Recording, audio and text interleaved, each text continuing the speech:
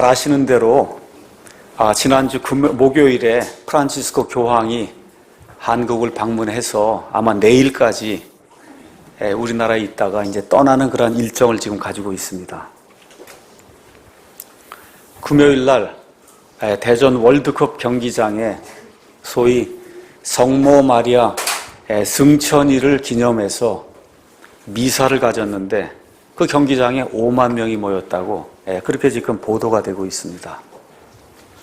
어제 토요일에는 124명을 성인 바로 밑에 복자라고 불리는 어떤 그런 그룹들을 시복식을 한다.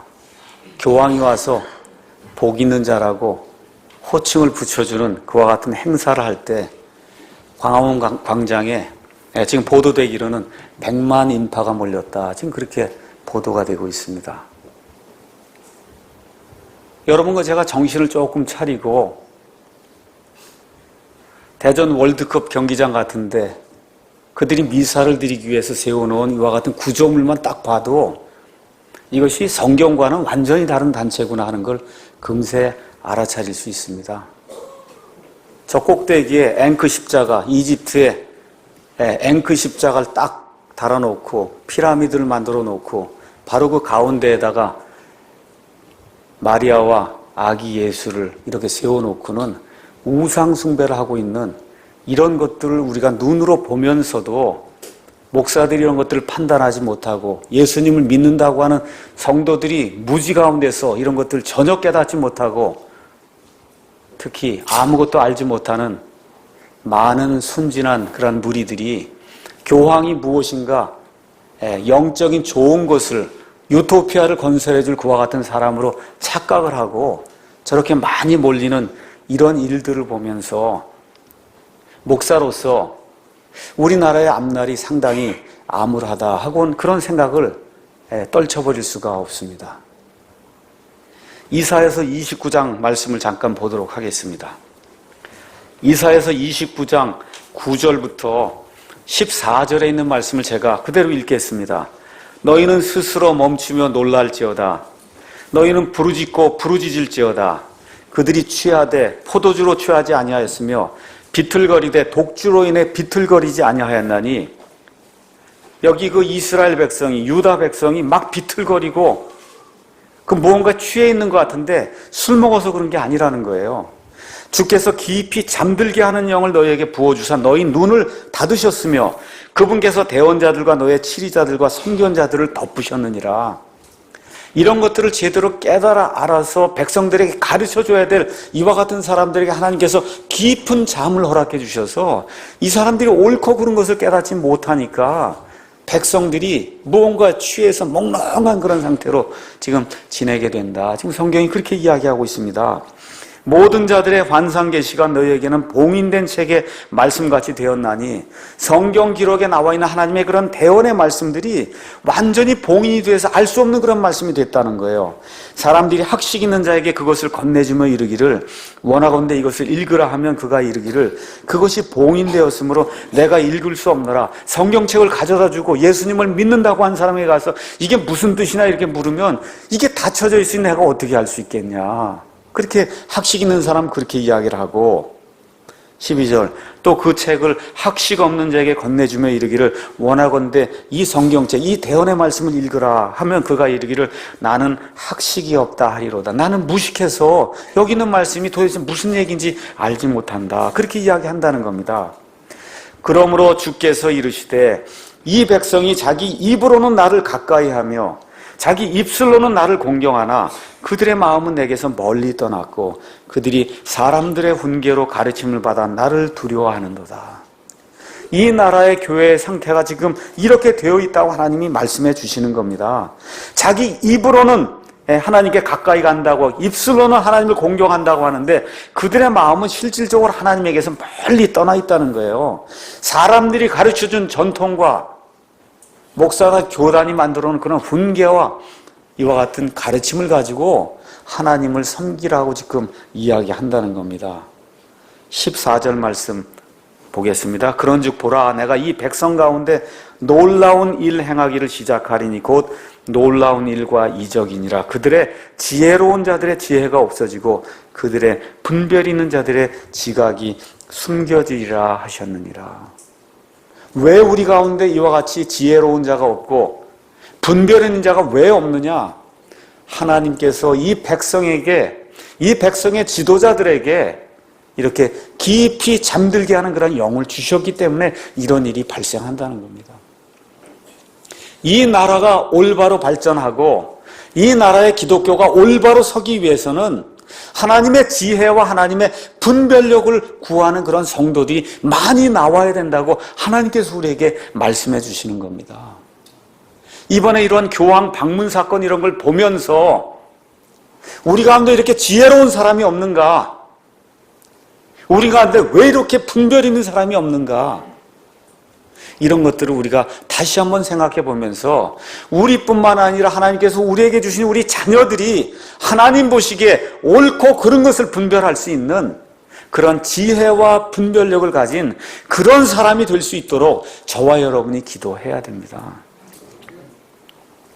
유튜브에 가셔서 평화의 사도 교황 프란치스코의 전쟁 선전 포고라고 하는 그런 제목으로 이렇게 치시면은 프란치스코 교황이 가지고 있는 그 믿음에 대한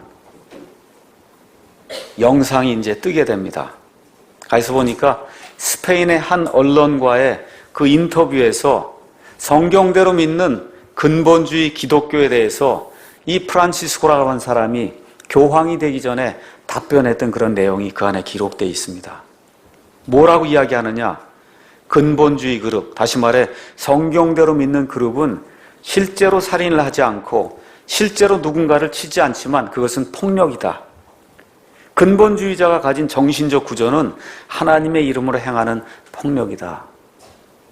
지금 평화를 하겠다고 세상 사람에게 비춰지는 저 사람이 하는 이야기가 지금 이런 이야기예요.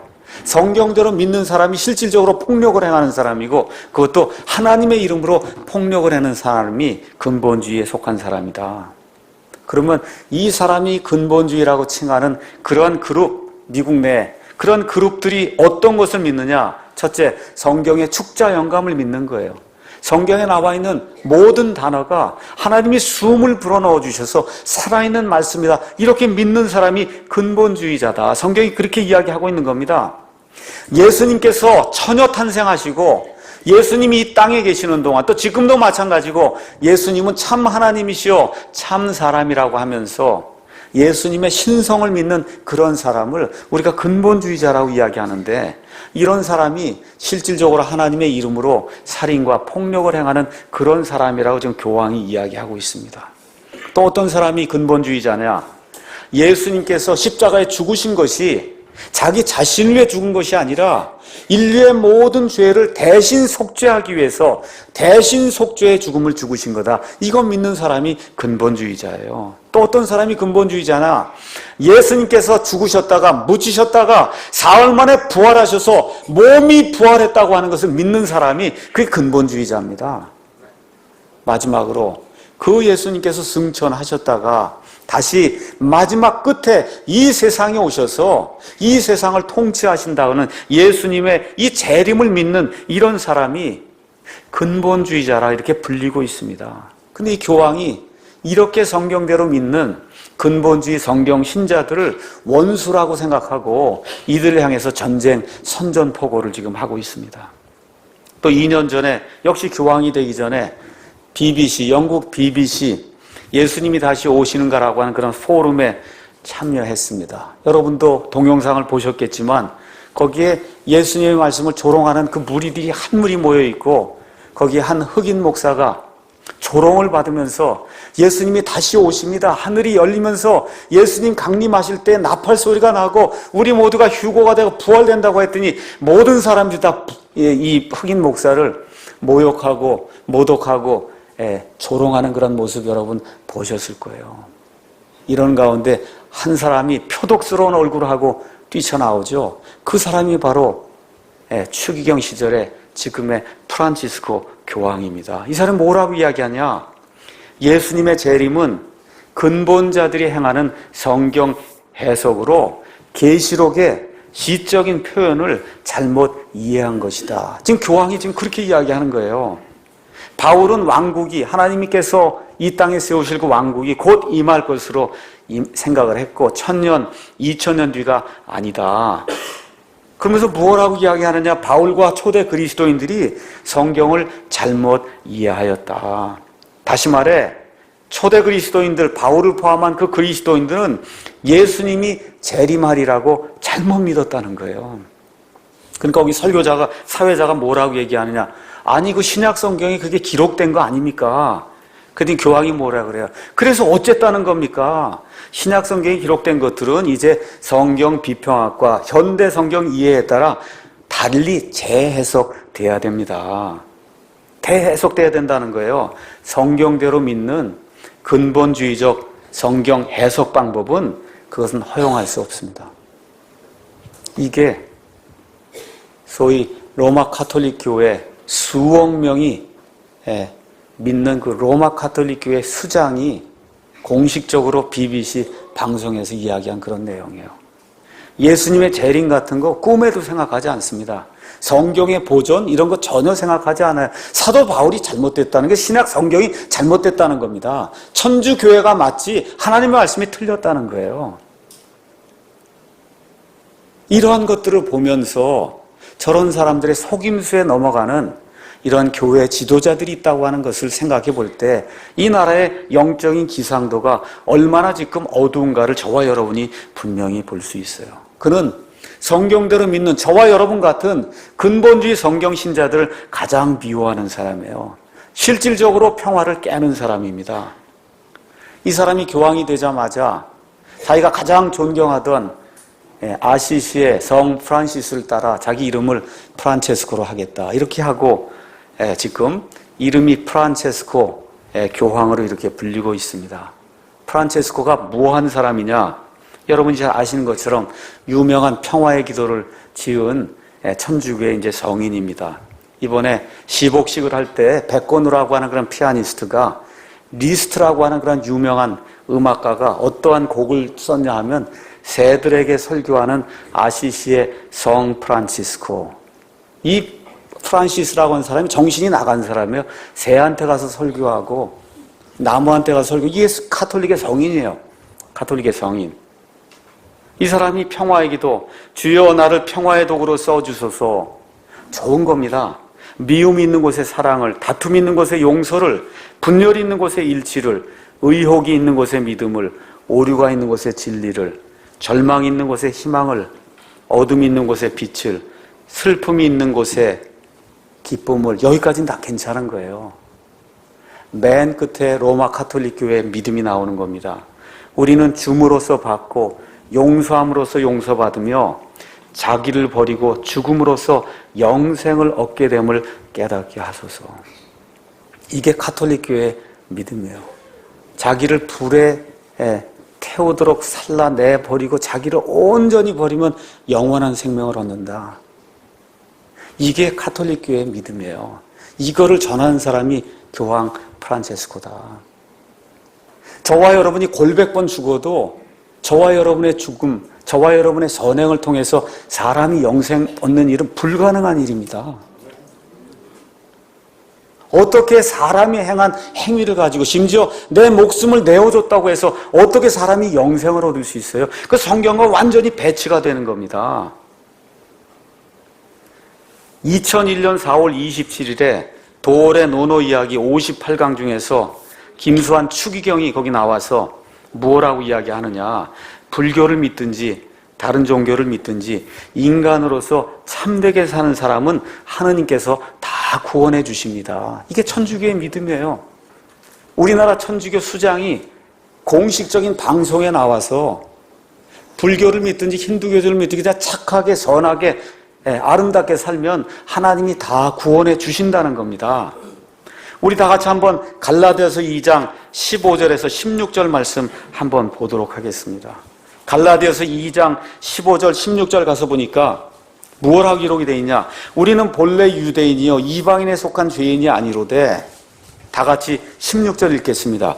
사람이 율법의 행위로 의롭게 되지 아니하고 오직 예수 그리스도의 믿음으로 되는 줄 알므로 우리도 예수 그리스도를 믿었나니 이것은 우리가 율법의 행위가 아니라 그리스도의 믿음으로 의롭게 되고자 함이라. 율법의 행위로는 어떤 육체도 의롭게 될 수 없느니라. 아무리 선한 일을 하고 자기 목숨을 내어준다 해도 사람이 행하는 행위를 가지고 구원받고 하나님 앞에 의롭게 되는 것은 불가능하다고 성경이 우리에게 이야기하고 있습니다. 연이어서 21절에 내가 하나님의 은혜를 헛되게 하지 아니하노니 만일 의가 구원받는 것이 율법으로 말미암아 온다. 무언가 법을 지키고 선한 일을 행하고 내 목숨을 내놓는 것을 통해서 온다면 그리스도께서 헛되이 죽으셨느니라. 여러분과 제가 말세의 마지막 부분을 살면서 구원이 무엇이고 천주교와 거기에 동참하는 그런 사람들의 구원 방식이 무엇인가를 분명히 깨달아야 된다.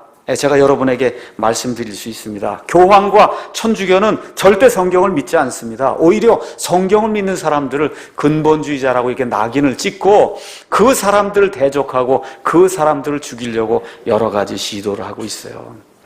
근데 바로 이런 사람이 저 밖에 나가서는 평화의 사도인 것처럼 많은 사람들에게 추앙을 받고 영광을 받고 이 세상에 하나님의 아들이 와서도 멸시와 천대를 받고 살았는데 홀로 영광을 받는 저와 같은 신성모독적인 그런 행위를 지금 하고 있는 겁니다. 우리 예수님께서 무엇라고 말씀하셨느냐? 잘 한번 보시기 바랍니다. 마가복음 12장 38절에서 40절에 우리 예수님이 무엇라고 말씀하셨냐? 또 예수님께서 자신의 교리로 그들에게 이르시되 긴 옷을 입고 다니는 것과, 잘 보세요, 긴 옷을, 종교적인 색채의 긴 옷을 입고 다니는 것과 시장에서 인사받는 것, 길거리 돌아다니면서 인사받는 것과 회당에 으뜸 가는 자리를 차지하는 것, 잔치의 맨 윗자리를 좋아하는 서기관들을 조심해라. 교황과 종교 지도자들이 행하는 일이 바로 이런 일들이거든요. 그들이 실질적으로는 과부들의 집을 삼기고 거칠애로 길게 기도하니 더 큰 정죄를 받으리라. 우리 예수님께서 그렇게 말씀해 주셨어요. 누가복음 6장에 가서 보니까 모든 사람이 너희를 칭찬하면 너희에게 화가 있다. 오늘은 제가 설교를 시작하면서 결론을 먼저 말씀을 드리고 그리고 설교를 하도록 하겠습니다. 우리가 성경 말씀을 통해 확신하는 바가 한 가지가 있어요. 그것은 뭐냐? 교황과 천주교의 그 음료 세력과 종교 통합 세력, 성경 변개자들, 그 다음에 적그리스도, 그 다음에 사탄과 거짓 대언자는 이미 운명이 정해져 있다는 겁니다. 이미 운명이 정해져 있고 제가 정하는 것이 아니라 성경 말씀에 따라 이미 운명이 정해져 있다는 거예요. 이걸 저와 여러분이 확신하셔야 됩니다.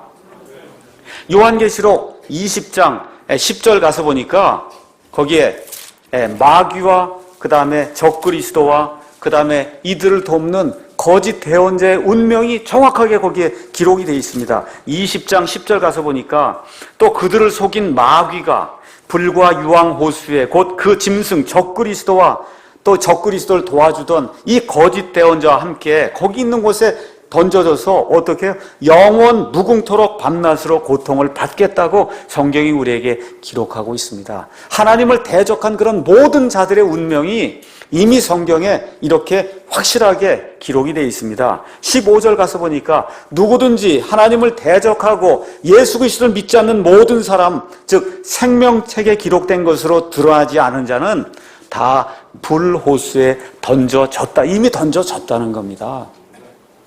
이것이 하나님을 대적하는 마귀와 그의 무리들이 받게 될 그와 같은 운명이라고 성경이 우리에게 이야기를 하고 있습니다.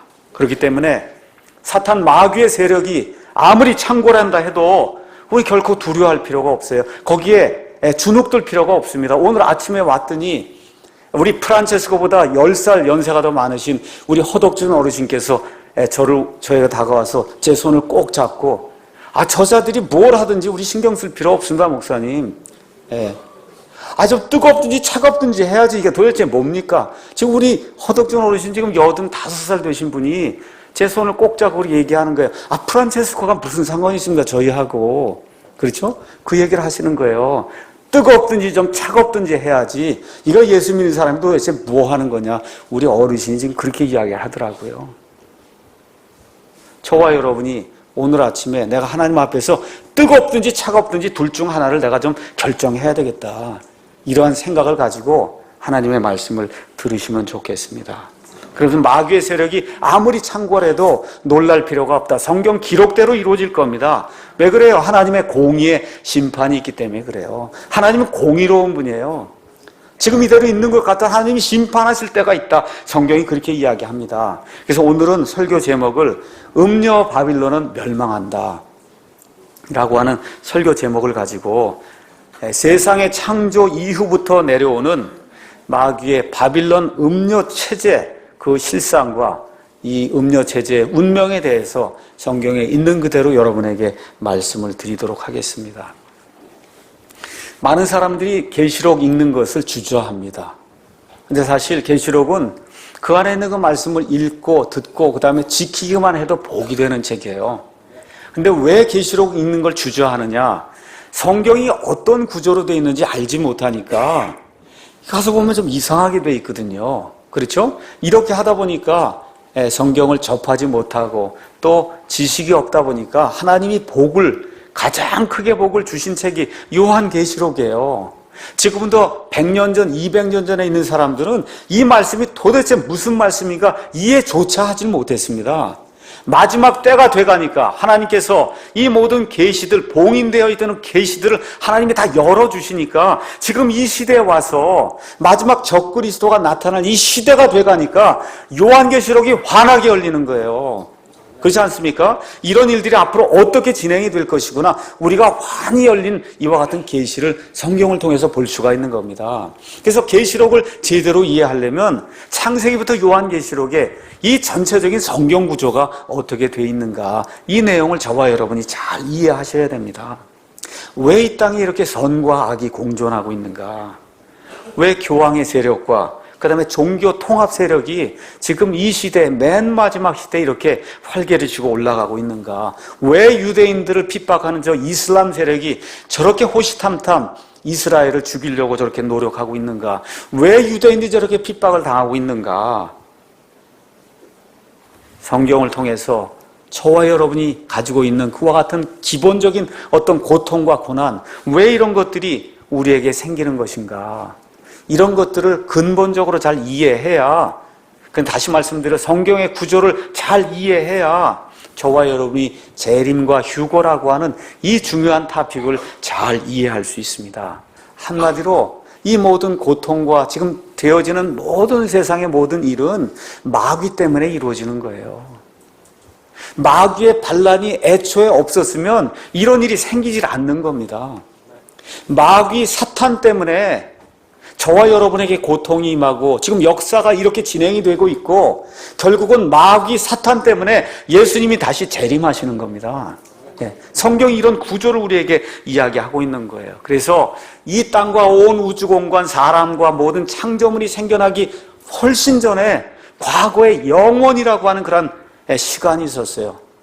우리 아버지 하나님, 아들 하나님, 그 다음에 성령 하나님이 공존하면서 처음부터 스스로 계신 그 하나님이 공존하면서 어느 때에 하늘의 영적인 존재들을 만들었습니다. 이 영적인 존재들 가운데 가장 영광스러운 그런 존재의 이름이 루시퍼예요. 그래서 이사야서 14장에 나와 있는 것처럼 이 루시퍼라고 하는 그런 존재를 하나님 만들었는데 이 존재는 에스겔서 28장에는 덮는 그룹으로 표현이 되어 있어요. 그룹. 하나님의 그 영적인 창조물 가운데 가장 위대한 그런 창조물, 그 중에 하나가 그룹이에요. 그 그룹 가운데 특별히 하나님의 왕좌를 이렇게 날개로 덮는 이와 같은 그룹, 영광 중에 영광을 차지하던 그와 같은 그룹이 있어서 그 그룹의 이름이 루시퍼입니다. 이 루시퍼가 너무 많은 영광을 차지하다 보니까 마음속에서 교만한 마음이 들기 시작한 거예요.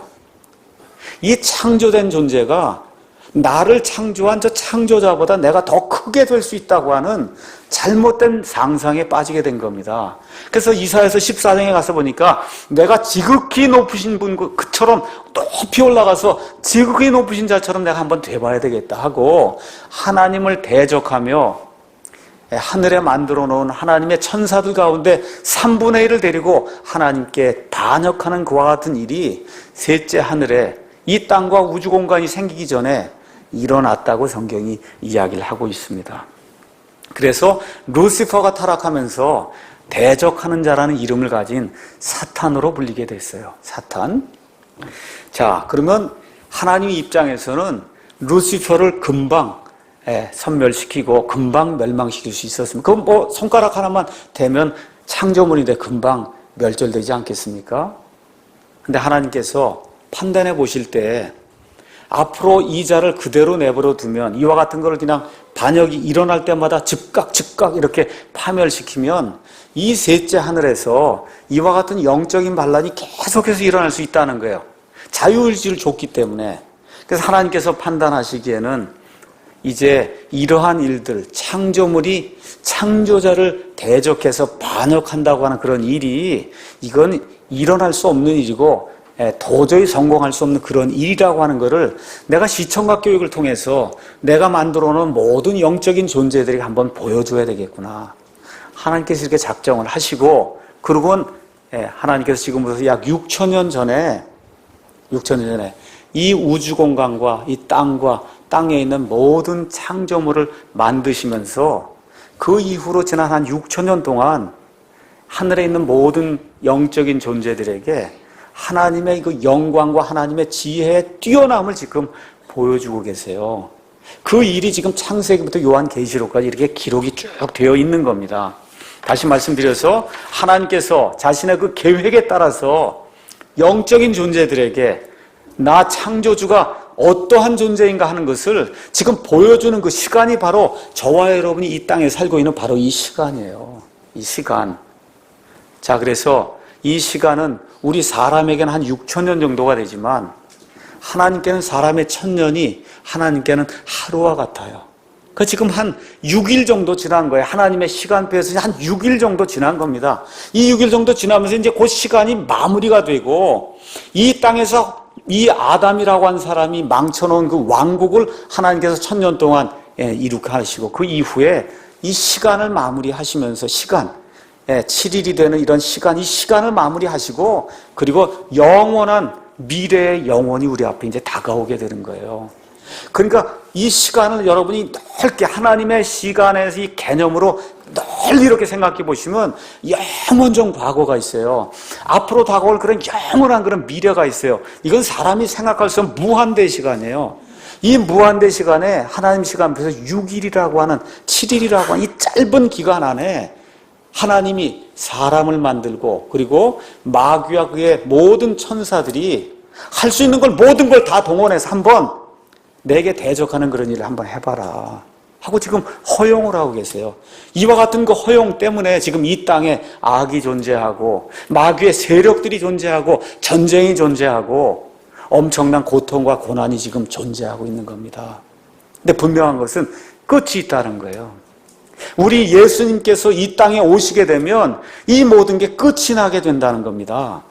이와 같은 사실을 저와 여러분이 성경 전체적인 구조를 가지고 이해를 하셔야 그래야 창세기부터 요한계시록까지 펼쳐지는 하나님의 인류 구원 계획, 우리 사람에게는 인류 구원 계획이 가장 중요하지만 사실 하나님에게는 모든 영적인 존재들에게 창조자의 영광과 위엄을 보여주는 것이 사실 가장 중요한 거예요. 그 하나님의 그 중요한 계획 안에 사람의 구원이 들어있는 거다. 사람의 구원. 그렇게 여러분이 큰 스케일로 성경을 이제 보셔야 되는 겁니다. 자, 이래서 하나님께서 하나님의 형상을 따라 사람을 이 땅에 창조하게 되니까 공중 권세를 가진 마귀가 가장 먼저 한 일이 창세기 3장에 하나님이 만들어 놓은 이 계획을 이거를 무너뜨리기 위해서 사람을 타락시킵니다.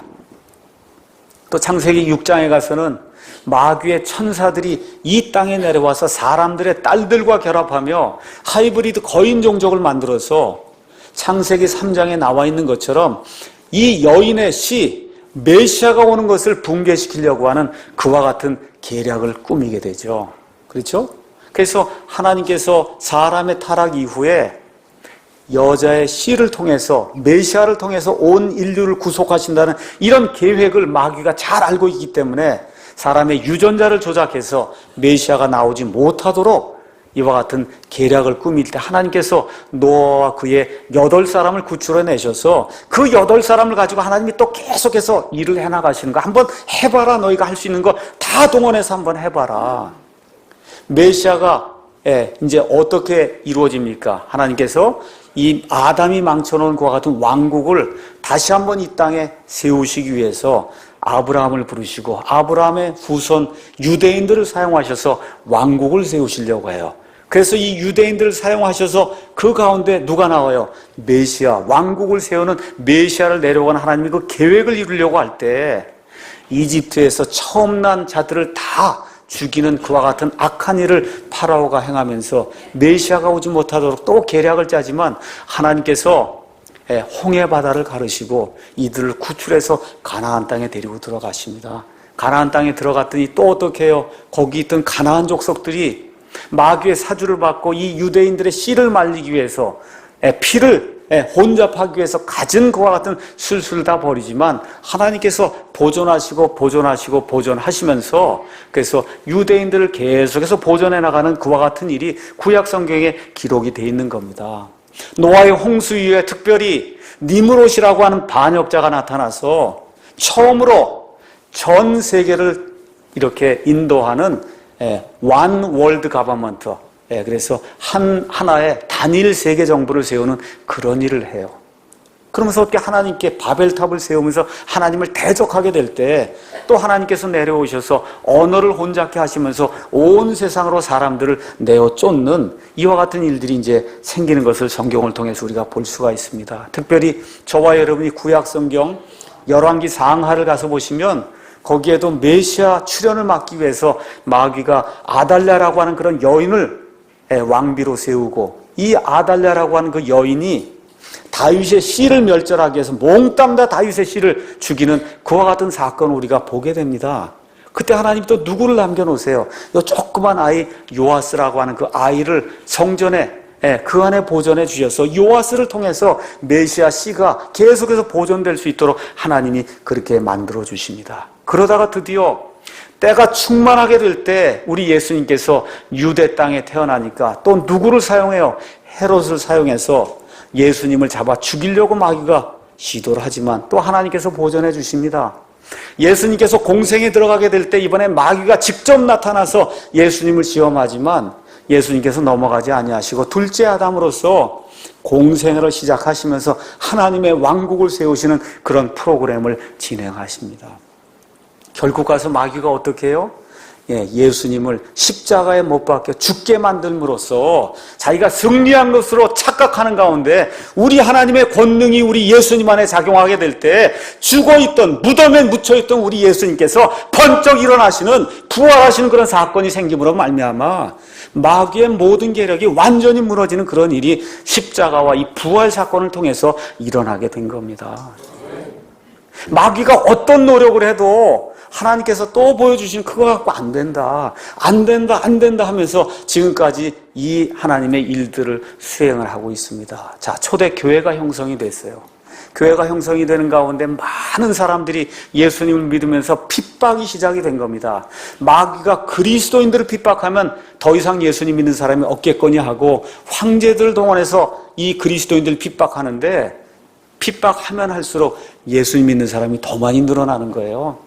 이렇게 되니까 드디어 AD 313년에 콘스탄틴이라고 하는 이 로마의 이교도 황제를 동원해서 소위 기독교를 공인하는 밀라노 칙령을 발표하게 됩니다. 이렇게 되면서 말 그대로 기독교가 온 로마 제국의 공식적인 종교가 되도록 그렇게 만들어 버렸어요. 이렇게 되다 보니까 로마 제국에 있는 모든 이교도들이 그저 와서 세례받으면 그러면 기독교인이 되는 거예요.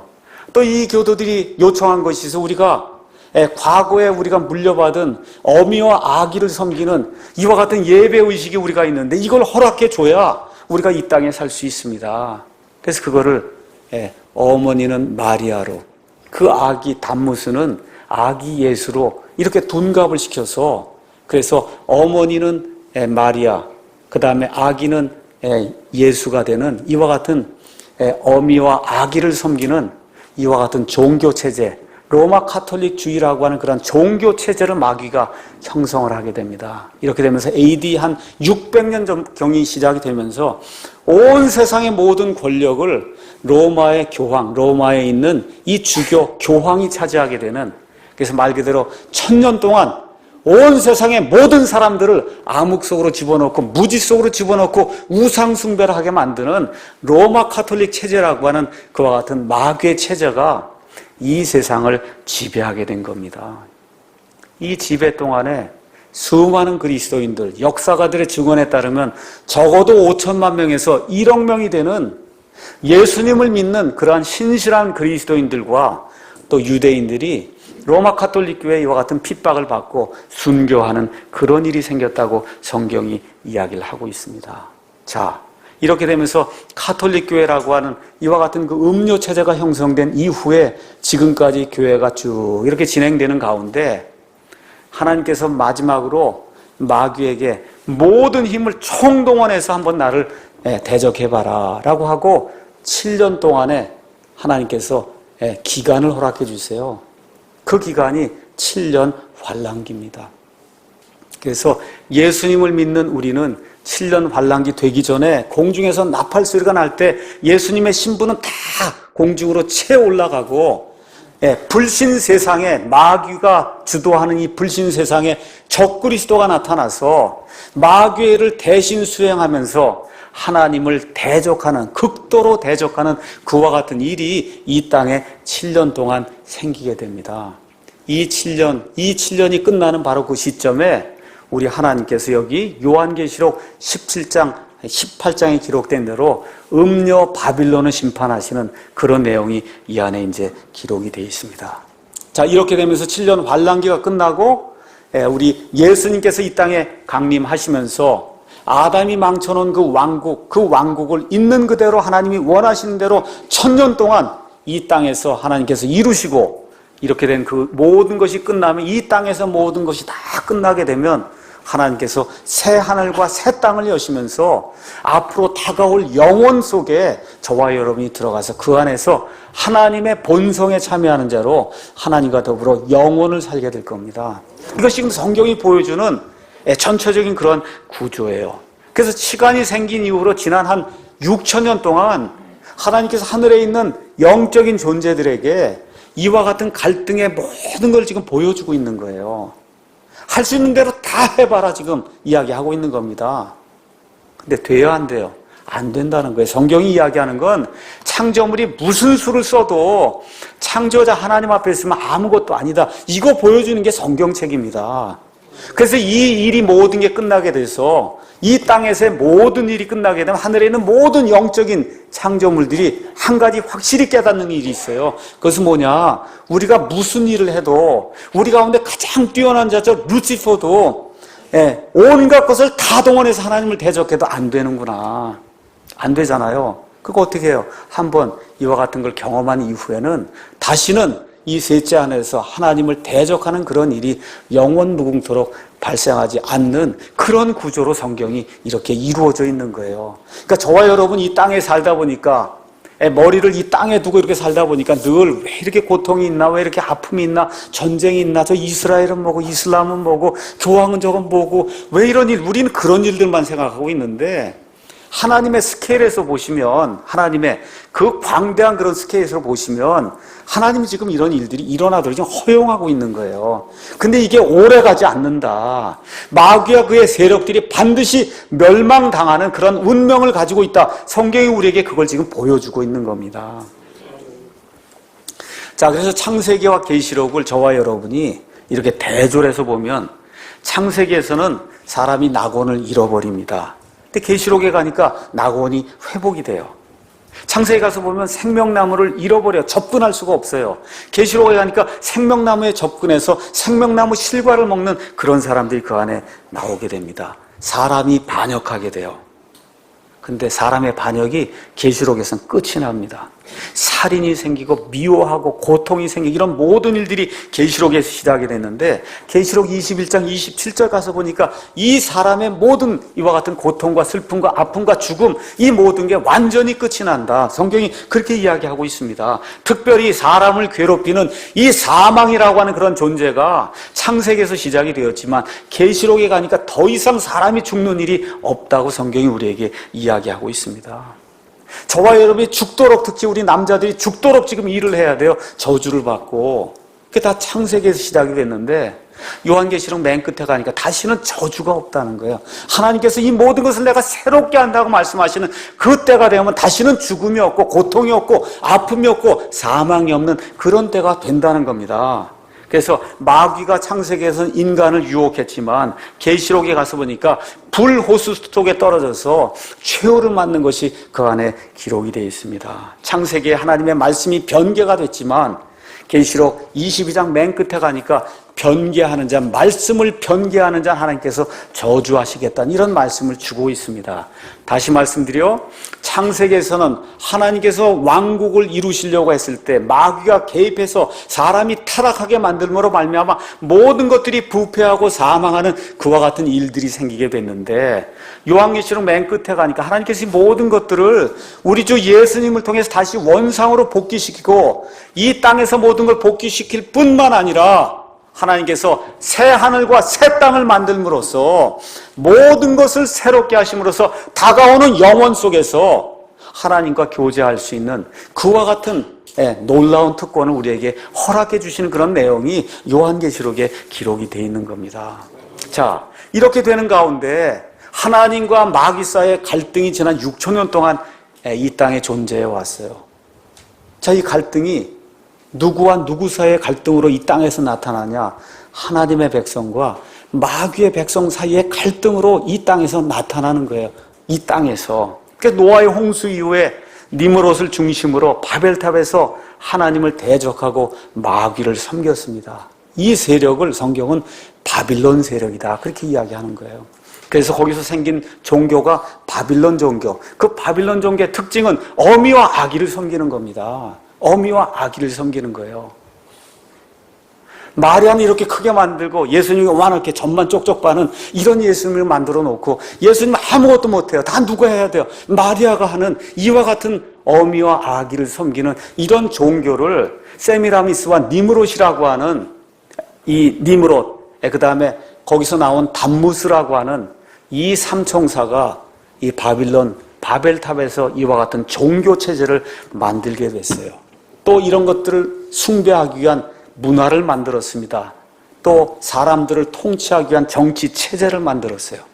그래서 하나님과 하나님의 백성을 치려고 적극적으로 나서는 자들을 성경은 바빌론 세력이다. 그렇게 이야기하는 겁니다. 바빌론 세력.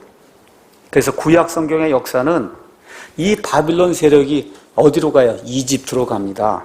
그래서 그 이집트에서 이스라엘 백성을 죽이려고 하는 그런 세력이 바빌론 세력이에요.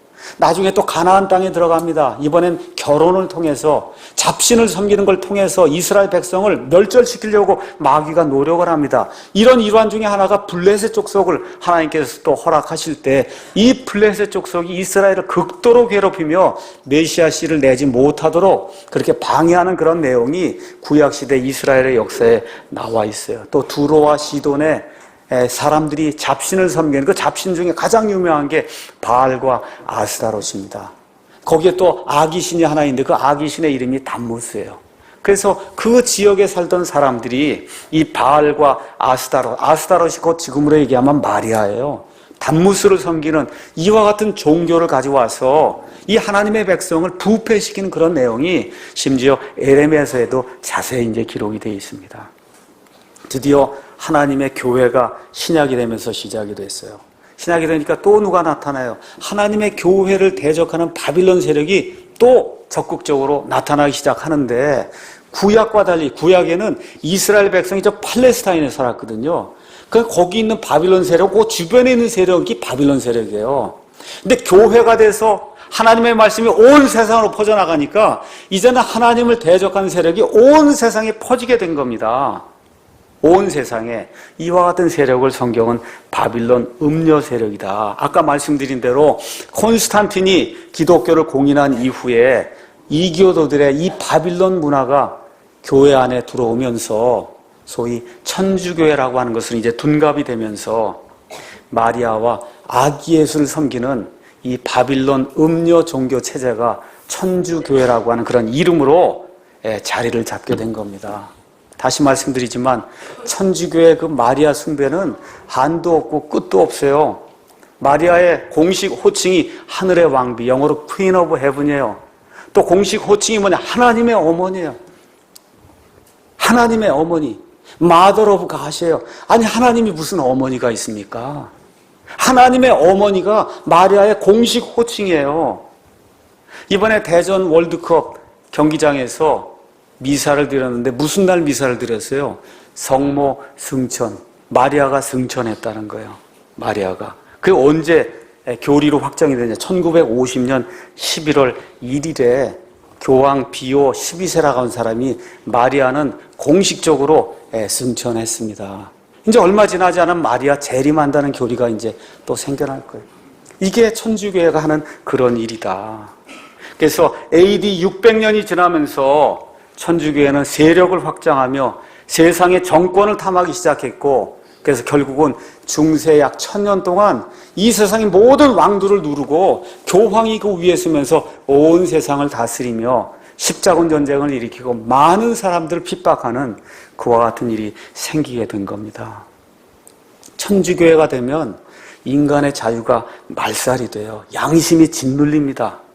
그래서 중세 로마 교황들의 이 축제와 그 다음에 축척으로 인해서 그 당시에 그 원성이 하늘을 찌르게 될 때 하나님께서 마르틴 루터라고 하는 이 하나님의 사람을 보내서 1517년에 그가 종교개혁이라고 하는 엄청난 그와 같은 일을 이룰 수 있도록 하나님이 또 허락해 주신 거예요.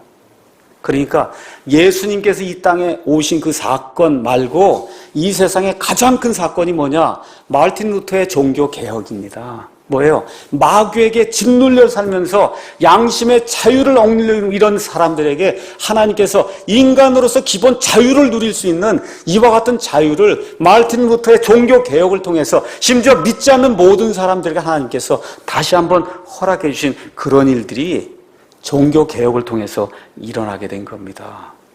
종교개혁이 일어나니까 거의 몰락해 가던 이 로마 카톨릭 교회를 구출한 그런 세력이 하나 등장하게 돼요. 그 세력이 바로 예수회입니다. 이번 교황이 속한 데가 예수회예요.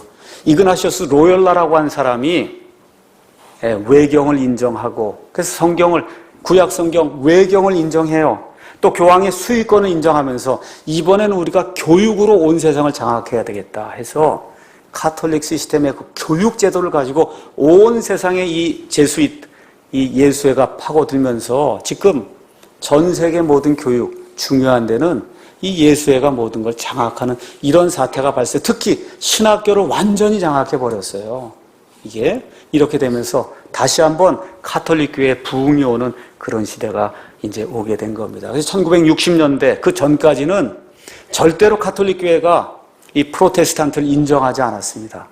1960년 지나가면서 제2 바티칸 공회가 열리기 시작하면서 갈라져 나간 형제들이 우리 같이 종교 통합하자라고 하면서 세상의 끝부분이 되면서 이 적그리스도의 단일 세계 정부 체제를 이제 가져오기 위해서 천주교가 온 세상을 돌아다니면서 우리가 다 같이 같은 하나님을 섬기니 같이 종교놀이 하자 하면서 지금 종교 통합을 지금 하고 있는 겁니다. 자, 종교 개혁자들은 교황을 적그리스도로 봤어요.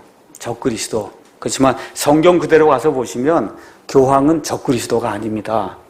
적그리스도를 돕는 바빌론 세력의 핵심 수장이 되는 사람이, 그 사람이 교황이다. 성경적으로 지금 그렇게 돼 있어요. 그래서 이제 적그리스도의 시대가 도래하기 전에 말 그대로 교황의 전성기가 다가오게 됩니다.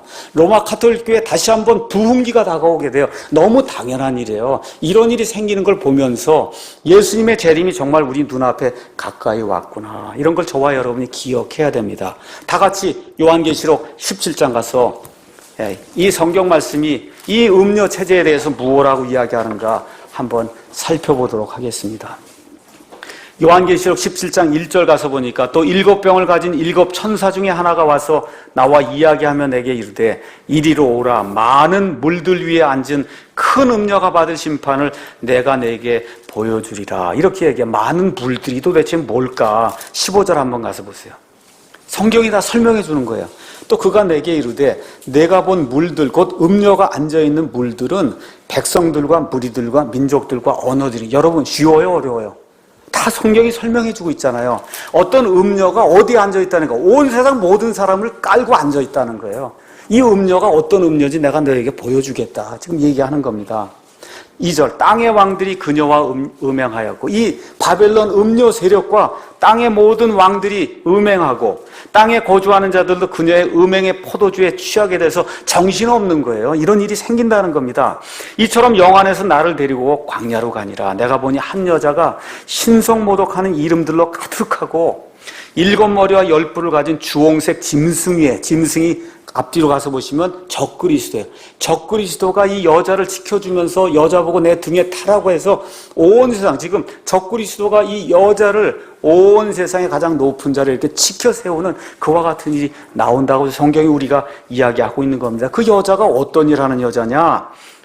그 여자는 자주색 옷과 주홍색 옷을 차려입었고 금과 보석들과 진주들로 꾸몄으며 가증한 것들과 자기의 음행으로 인한 더러운 것으로 가득한 금잔을 손에 가졌더라. 이 종교체제인데 이 종교체제가 모든 사람들에게 숭상을 받고, 그렇죠? 각종 빨강색, 자주색 이런 것들로 치장을 하면서 이 온 세상을 부패시키는 그러한 종교체제가 나타난다. 그 얘기를 하는 겁니다. 5절 그녀의 이마에 한 이름이 기록되어 있는데 뭐라 기록돼요? 신비라, 미스테리라는 거예요. 야, 저게 정말 저렇게 어떻게 될 수 있을까? 로마 가톨릭교회 한번 보세요. 저게 저렇게 될 수 있을까? 눈 뜨고도 저걸 못 보나? 그렇죠? 이 신비한 미스테리, 사람들이 미스테리에 빠져넘어가는 거예요. 큰 바빌론이라. 바벨탑에서 시작됐던 그 바빌론, 그거의 절정에 이른 그런 그 바빌론이다 얘기하는 겁니다. 땅의 창녀들과 가증한 것들의 어미다 라고 지금 이야기를 하고 있어요.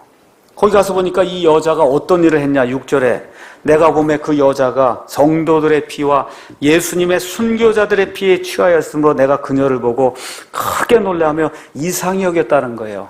이 교회 시대 동안에 또 과거에도 이 바빌론 세력이 성도들을 죽이고 순교자들을 많이 죽였다고 지금 이야기하고 있는 겁니다. 이게 여자가 한 여자가 아닌 거 여러분 아시겠죠? 예. 그래서 이와 같은 그 여자를 짐승이 자기 등 위에 태우고는, 짐승은 정치 세력이에요. 온 세상을 정치적으로 통치하려는 이런 세력이 종교 세력을 등에 업고는, 그래서 한 세상을 만들려고 하는 그런 시도가 이 7년 대환란기에 이루어진다는 겁니다. 그러면서 7절, 8절 쭉 얘기하면서 9절에 여기에 지혜 있는 생각이 있으니 그 7머리는 그 여자가 앉아있는 7산이다. 아, 그 여자는 7산 위에 앉아있다는 거예요. 7산 위에 앉아있을 뿐만 아니라 18절 가서 보니까 또 내가 본 그 여자는 땅의 왕들 위에 군림하는 저 큰 도시니라. 도시라는 거예요. 7개의 산이 있는 저 큰 도시가 어디인가 여러분? 어디인가 여러분 추측이 되세요? 어디예요? 로마예요, 로마. 성경이 지금 그 얘기를 하고 있는 겁니다. 종교 개혁자들이 다 이 음료를 로마 가톨릭 아니면 저기는 로마로 본 거예요. 여기 있는 그대로 성경의 말씀. 그런데 이런 일들이 진행이 되는 가운데 어떤 일이 생기냐. 12절에 내가 본 10뿔은 10왕인데 그들이 아직 아무 왕국도 받지 못했다. 자, 이래서 이 짐승과 함께 이 세상을 통치하기 위해서 10왕이 일어나서 이 모든 정치 세력을 형성하는데, 이제 이 세상의 맨 끝이 되면 드디어 모든 게 하나로 다 통일이 됩니다. 이러면 더 이상 음료가 필요치 않잖아요. 종교세력이 더 이상 필요치 않은 겁니다. 말 그대로 적그리스도가 성전에 들어가서 내가 하나님이라고 딱 선포하면 더 이상 종교가 필요치 않은 거예요. 그러니까 어떤 일이 발생을 하느냐. 여러분 한번 16절 가서 보세요. 내가 본 10뿔 곧 짐승 위에 있는 이것들이 그 음료, 이제 종교체제 이제 필요 없다는 거예요. 그 음료를 미워하여 황폐하게 하고 벌거벗게 하며 그녀의 살을 먹고 그녀를 불로 태우는 그런 일이 맨 마지막에 더 이상 종교 세력 필요치 없는 그런 세대가 될 때, 적그리스도가 드디어 모든 것을 동원해서 자기의 1인 독재 체제를 만드는 그런 일이 그 안에 생긴다. 하나님이 그렇게 말씀해 주는 겁니다. 18장으로 넘어가서 보니까 18장 2절에 그가 우렁찬 음성으로 힘차게 외쳐 이르되 그렇게 사람을 속이고 성도들 죽이던 저 큰 바빌론이 드디어 무너졌다는 거. 언제 무너져요? 여기 19장 가서 보신 예수님 이 땅에 강림하시잖아요. 예수님 강림하시기 바로 전에 뭐가 무너져요? 바빌론 음료 세력이 완전히 멸망한다는 겁니다. 그러니까 하나님을 대적하던 그런 세력이 바벨탑에서 바빌론 세력이 된 게 예수님 재림하시면서 어떻게 멸절이 돼야 되는 거 아니에요? 그렇죠? 그렇게 돼야만 하나님께서 이루시고자 하는 그런 왕국이 이루어지는 거 아닙니까? 그 왕국이 이루어지려면 예수님 재림하시니 7년 환란기 맨 끝부분에 가서 마귀의 이 바빌론 음료 세력이 완전히 무너져 내린다고 성경이 우리에게 이야기하고 있는 겁니다. 3절 아까 읽었던 내용하고 똑같습니다. 자, 이 말씀을 다 해주시고 나서 놀라운 말씀이 4절에 이제 나오는 거예요. 또 내가 들으니 하늘로부터 또 다른 음성이 나서 이르되 내 백성아 너희는 그녀에게서 나와 그녀의 죄들에 참여하는 자가 되지 말고 그녀가 받을 재앙들을 받지 말라. 물론 여기 나와 있는 것이 1차적으로 환란기에 들어있는 그런 성도들입니다. 그렇지만 지금 우리에게도 하나님이 똑같이 말씀하세요. 내 백성아 그 음녀에게서 나오라고 지금 하나님 말씀하세요. 거기 그대로 남아있으면 그 음녀가 받을 재앙들과 저주를 내가 받는다. 내 백성아 그 음녀에게서 지금 나오라고 하나님이 우리에게 말씀해주고 있습니다. 종교가 다 같으니 종교 통합하자 그러고 성경 부패돼도 아무 문제 없다고 이야기하고 또 제사장 체계가 지금도 남아있어서 지금도 제사장 앞에 가서 죄를 고백해야 되는 고해성사를 해야 된다고 하는 이와 같은 체제를 유지하는 이런 자들에게서 내 백성아 나오라고 하나님께서 우리에게 말씀해 주십니다. 이것이 끝난 이후에 맨 마지막으로 8절에 그러므로 그녀가 받을 재앙들 곧 사망과 애곡과 기근이 한날에 임하리라. 그녀가 완전히 불에 타리니 그녀를 심판하시는 주 하나님은 강하시니라. 이렇게 이야기하면서 하나님을 대적하던 창세기 시작되면서부터 하나님을 대적하던 이 바빌론 세력이 우리 주 예수님 이 땅에 강림하신 바로 그 시점 바로 전에 완전히 멸망되는 것이 성경에 이렇게 예언이 되어 있는 겁니다. 네, 오늘의 말씀 결론 드리겠습니다. 종교 통합을 주장하고 마리아를 구원자라고 이야기하고 사람이 행위로 구원받을 수 있다고 이야기하고 성경을 변기하는 그런 자들에게서 하나님이 나오라고 회개하라고 촉구하고 있습니다. 성경대로 진행이 되는 거예요. 지금 왜 이렇게 교황이 뜨고 천주교가 뜨냐? 이들의 전성기, 이제 앞으로 가면 갈수록 전성기예요. 전성기 끝부분에 우리는 하늘로 휴고돼서 올라갑니다. 네. 이와 같은 그 소망이 우리에게 있기 때문에 여기 있는 요한계시록 말씀을 읽으면 읽을수록 우리에게 복이 되고 그 있는 말씀을 지키면 우리에게 복이 된다고 하나님이 우리에게 말씀해 주시는 겁니다. 그래서 결론적으로 다시 말씀드리면 마귀와 그의 세력들이 아무리 활기를 가지고 전성기를 맞이한다 해도 여기 요한계시록 17장 18장에 마귀와 그의 세력들은 운명이 정해져 있다는 거예요. 저와 여러분이 그걸 확신해야 됩니다. 무슨 일이 생기더라도 놀랄 필요가 없어요. 그들의 운명은 정해져 있다. 하나님께서 이미 정해 놓으셨어요. 그래서 이런 것들을 확신하면서 먼저 우리가 거기서 나와야 됩니다. 성경대로 행해야 돼요. 근본적인 그런 믿음을 가져야 돼요. 어떻게 해야 되나요? 거기 있는 사람들 구해내야 되는 겁니다. 얼마나 불쌍해요. 거기 있는 사람들 구해내야 돼요. 또 믿지 않은 사람들 구해내야 돼요. 지금 100만 명이 교황을 찬양하러 간다. 이거 있을 수 없는 일이 아닙니까? 그들에게 가서 말씀을 전해야 되는 겁니다. 미디어로 전해야 되는 거예요. 이러한 역할을 하도록 하나님께서 우리를 불러주신 겁니다. 특별히 우리 국가의 지도자와 교회의 지도자들을 위해서 저와 여러분이 기도해야 됩니다. 이것이 저와 여러분이 이 마지막 때를 살면서 하나님의 백성으로서 마땅히 해야 될 의무와 본분임을 기억하시고 이 일에 매진한 저와 여러분이 되기를 예수님의 이름으로 축원합니다. 네, 기도하겠습니다.